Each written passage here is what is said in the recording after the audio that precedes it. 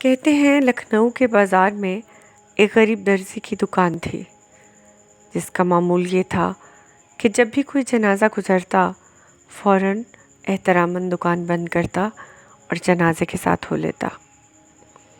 لوگوں نے اس کو سمجھایا کہ تم ایک غریب درزی ہو، آئے روز اس طرح دکان بند کرو گے تو کاروبار کا نقصان ہوگا۔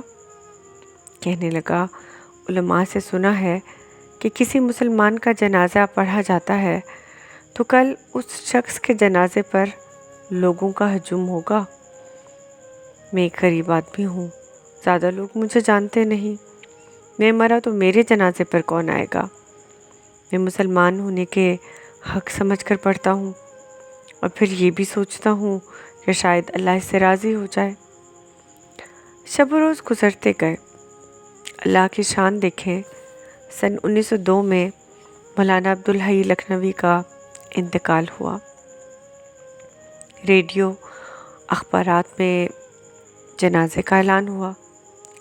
لاکھوں لوگ جنازے میں شرکت کے لیے اکٹھے ہوئے۔ جب جنازہ گاہ میں مولانا عبدالحی کا جنازہ پڑھ لیا گیا تو اسی وقت ایک اور جنازہ جنازے گاہ میں داخل ہوا۔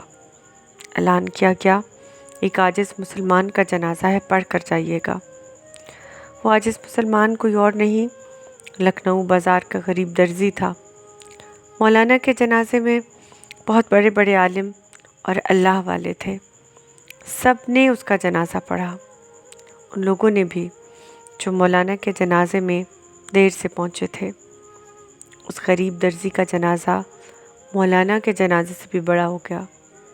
اللہ نے اس درزی کی بات پوری کی اور اس کی لاج رکھ لی۔ سچ ہے کہ اخلاص بہت بڑی چیز ہے۔